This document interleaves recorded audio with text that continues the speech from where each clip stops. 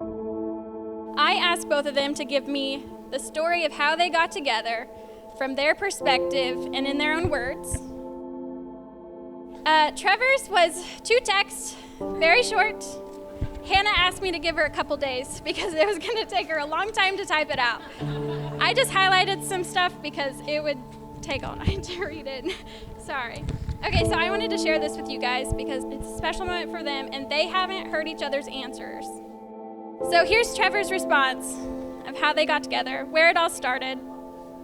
Trevor says, "I don't know how to answer that.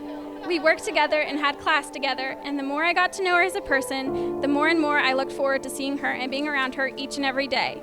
After I graduated college, I knew I needed to step up and make something happen because the thought of not having her in my life hurt." Which, don't cry. Okay, which I guess is a part of loving someone so deeply. Ha, ha, ha. Okay, he said, "We had a heart-to-heart on some hay bales at the Kaufmans. A day or 2 went by, and I reached out to her first. I asked her to go to dinner with me at El Charro, and I made the first move." Some snippets from Hannah's. She says, "I think I have memories from high school, but he was in college. Every time Trevor came home and hung out at the school with us, I would get a hug from him.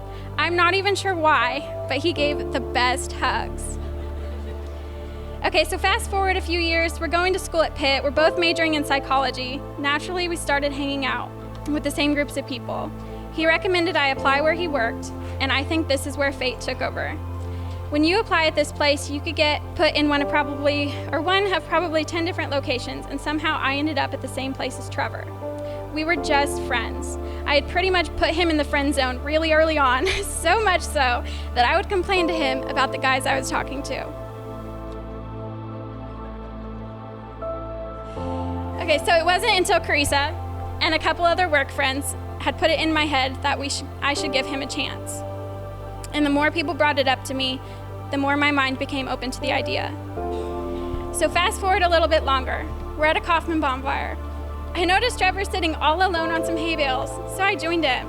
I don't even remember our conversation, but I remember telling him I wasn't quite ready to jump into a relationship. What I know is that we did establish that we both had feelings for each other. About the time Game Pigeon became a thing, there's this game called 20 Questions.